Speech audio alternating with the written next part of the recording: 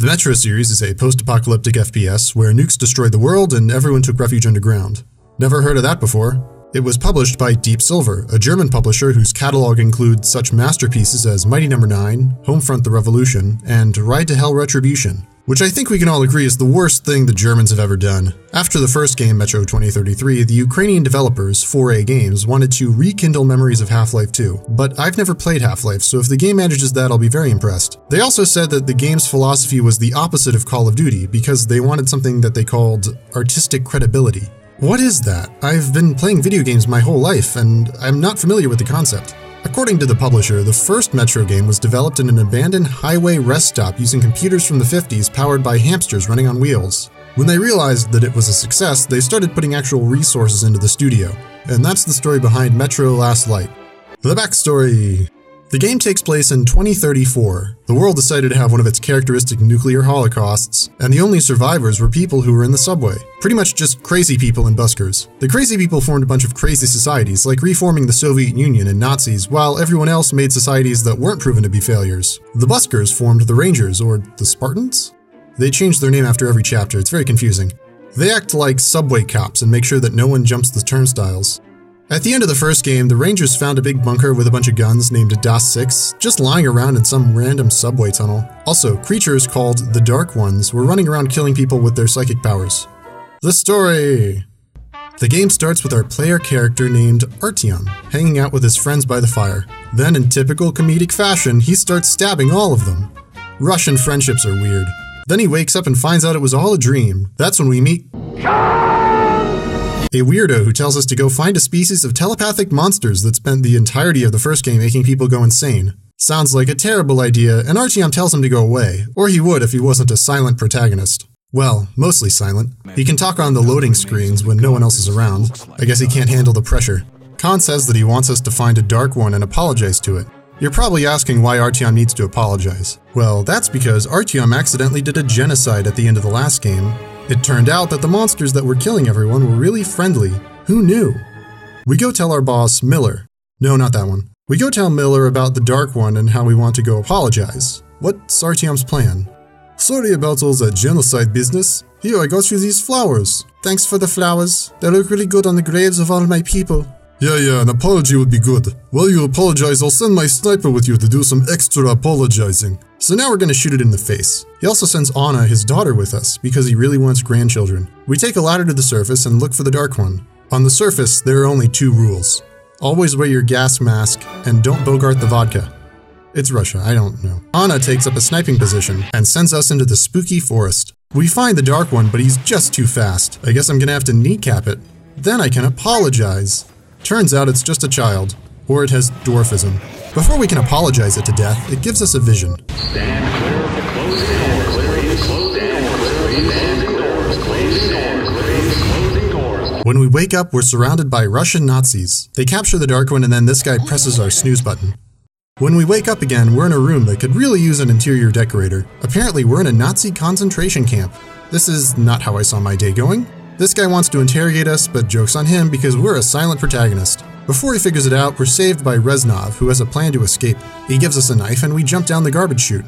And I thought the last room was bad. This is a sentence that I said a lot during the game. We escape the gulag and free the prisoners, and learn Reznov's name is really Pavel. To escape the Reich, we need to make our way through the Nazi rally. The Führer is making a speech. Hey, what's up, guys? I see a lot of familiar faces in the crowd tonight. You there, where are you from? Oktyabrskaya? You know what people from Oktyabrskaya and the bottle of beer have in common? They're both empty from the neck up. Okay, this is awful. Artyom, run! We escape the rally and split on the rail car. Then Pavel crashes the car. Classic Pavel. But now we're trapped. Oh, there's a pipe. Pavel crawls through the pipe and immediately gets captured. Classic Pavel. But now we need to get out on our own. There are 2 ways to play Metro Last Light. The first is the sneaky way, where you play as the greatest proponent of energy conservation and punch everyone out.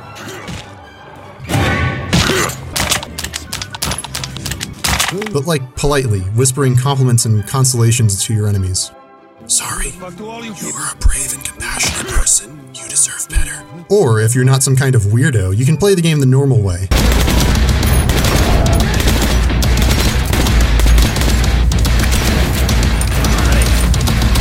The only downside is that if you play the game this way, you get the bad ending, which doesn't feel like the real ending of the story, and that's because moral choice systems are bullshit! Not only is this game a moral choice system, it's the sneaky kind of moral choice system where you don't know you're being judged in the first place. To get the good ending, you need to play a bunch of instruments, give this kid a teddy bear, and eavesdrop on everyone's conversations. You're probably wondering why I'm so upset over this, and just to reiterate, moral choice systems are bullshit! We find Pavel just hanging out with some new friends. Okay, shit. We save him and then we escape for real this time. But we haven't escaped enough apparently, and now we need to go through the creepy spider tunnels. I save Pavel, he saves me, and we become BFFs. But now we have to go on a walk on the surface, and that didn't turn out too well for Artyom last time. But we're with Pavel now. What are the odds something could go horribly wrong? What's going on here? Classic Pavel.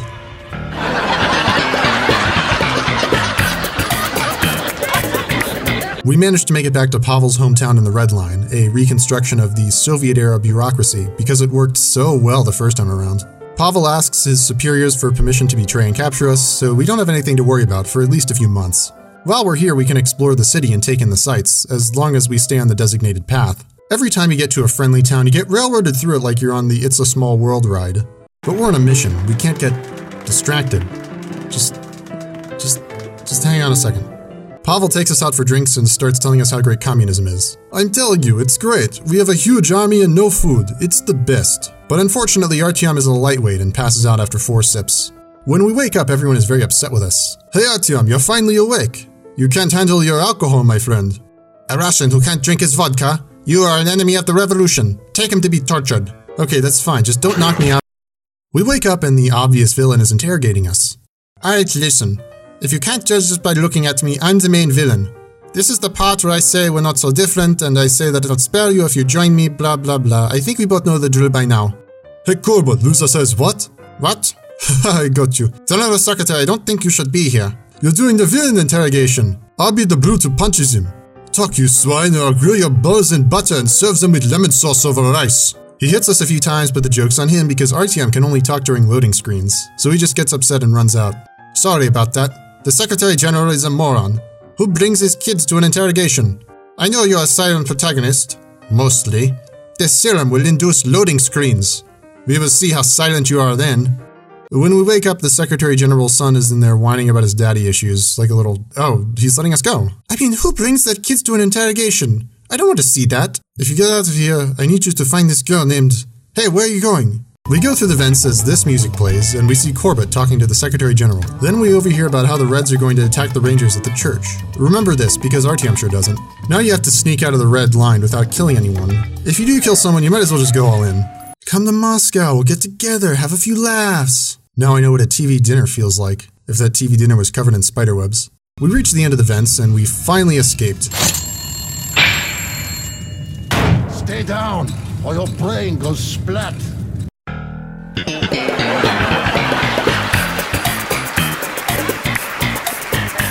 We meet our friend, apparently, Andrew the blacksmith. He feeds us, posts our letters, and gives us a free car. The least you can say is thanks, Artyom. This tunnel says it has free chocolate and money, and this one just says spiders. I didn't get in this badass car to not kick some ass. Flee before me! Your pathetic lives have come to their natural conclusions as lubrication for my wheels. Ha ha ha! You can't stop this train! I crashed the car. Sorry, Andrew. But it gave its life for a noble purpose. To take down one wall. We keep going until we get to this obvious death trap. We ring a bell and the slowest boat ever comes to us while we shoot monsters. I don't care how much these monsters want to eat me, the real enemy is that damn boat. Seriously, this is like the slowest boat ever. 3 hours later, the boat arrives and we take it back to the town of Venice, which is overrun by criminals, apparently. I guess. Where are they? The mayor tells us that the Red Army came through a couple of days ago, but the town is huge and they could be anywhere. I guess there's no point in looking for them. Might as well go to the strip club. What? He's here? I mean, just as I suspected. We follow him to the warehouse and then we catch him. Mission accomplished. Ladies and gentlemen, we got him. But then he escapes. Oops.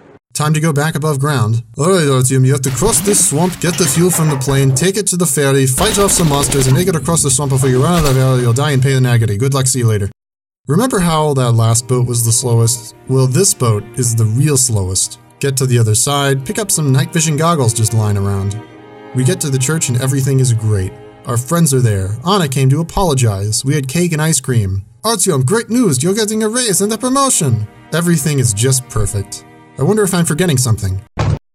Who's there? A breach charge. A breach charge who?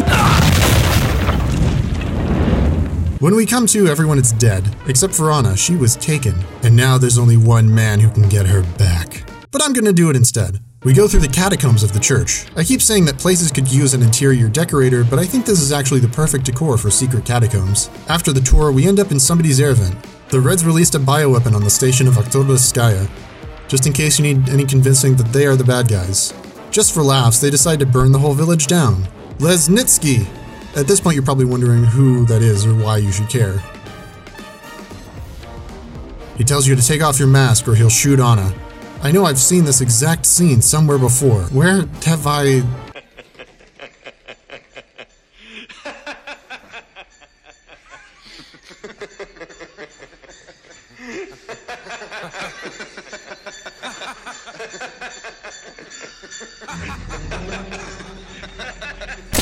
Shoot him while he's distracted. Either way, he gets away, just like Hans Gruber. And just like Hans Gruber, he ends up teaching middle school several years later. We leave the station, get laid, now we're in Hansa, the richest and most powerful station. They're dealing with the aftermath of the disease and have created a quarantine zone. This place has a pretty good interior decorator. I love how the plastic walls match the vomit. Then shows up. He tells us he's going to take us down the Mystic River. It's a place in the metro with a magical ability to derail the plot and pacing. It's for you.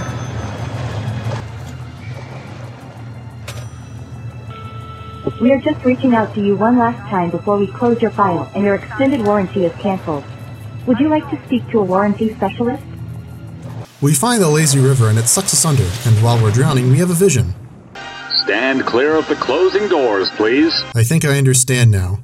I need to save the Dark One by killing a train. Khan takes us to the train and we jump on it, and then he totally bails on us like an asshole. We try to get to the front of the train, but it derails for actually no reason. I didn't need to do any of this. The train would have crashed on its own. The Dark One finds us and gives us a vision. Apparently, when he was a kid, Artyom was saved by a Dark One and told to bridge the divide between Dark Ones and humans. I don't know why they gave the job of interspecies ambassador to a little kid. Sounds like they were kind of asking to be wiped out. The Dark One starts following us and giving us the ability to see animals. I could see them just fine before, this adds nothing. Eventually, we stumble upon Lesnitsky. And there's the sleeper hold! It turns out Lesnitsky stole the virus from D6 and gave it to the Reds so they could use it to attack a target that didn't even matter to them in the long run. Brilliant! Now you have two choices, kill Lesnitsky or let him be. Leaving him alone would also kill him though because he doesn't have a gas mask on. We go farther and stumble into Red Square where Pavel and his Reds were apparently waiting for you. What would have happened if we had just gone around it? They start shooting at you and the Dark One says, "I'll help," then does jack shit. I guess that prank was his revenge for me wiping out his entire species. Good one, you got me. We have a friendly little shootout with Pavel and then the Dark One touches him and he takes it pretty well. I mean, I guess he's just gonna show me a vision, so I guess there's really not that much for Pavel to worry about anyway. Oh my goodness! How the fuck did we get here? Classic Pavel. This is the last mess I drag you out of. The Dark One says we just taught him about forgiveness or whatever, but I need to teach him about the glory of the revolution, so we take him on a short tour of the Kremlin. Okay, this place could use a landscape designer. Finally, we meet up with Miller and at Polis, the capital of the Metro, even though the Metro has like 4 or more countries. Khan asks if he can talk to the Dark One, so we take a nap. Whoa, this is amazing. Is this how you and Artyom talk all the time? Well, I talk. Also, apparently there are a bunch of Dark Ones hibernating in D6, so I guess we didn't wipe them out. Damn it. I mean, thank goodness. Miller really hates Dark Ones and he's about to shoot the youngling when Khan stops him. Miller, don't shoot, he's harmless. His species exploded people's brains. Yeah, on accident. You need to not shoot him, and also release his people that are sleeping in D6. Well, okay. So we agree to let his people go, and in exchange the little Dark One agrees to stop the looming war between the Rangers, Reds, Reich, and everybody else. How he's planning on doing that, I'm not sure, but I sure as shit am excited to see him fucking try. Miller waves him into the meeting room, and everyone is just sort of okay with it. Then he jumps the Secretary General. Oh great, now we're gonna have another vision about his traumatic past or something. Oh my god, it's worse than I could have ever imagined. I'll talk. Just don't make me listen to that song again. My army is going to attack D6, and I don't have anyone's cell phone. And even if I did, it wouldn't work down here. So you guys are just gonna have to go shoot them in an exciting climax. We do that, and then they run a fucking train into us. Why didn't we just tear up the track in front of the door? Miller tells us to blow up the entire base. We make our way over to the control panel for the detonator. Here the game has two endings. In the C'est la vie ending, Artyom flips a switch and everybody dies, but then he has a son. In the Redemption ending, the little dark one comes back with his kin and kills all the Reds by exploding their brains, and John Marsden gets his ranch. You're probably wondering which ending I got. Well, I'll tell you. I got neither. Neither of these are the real ending of the game. To get the ending that I got, get distracted at the strip club. Am I forgetting something? It can't be that important. And that's Metro Last Light pretty much summed up.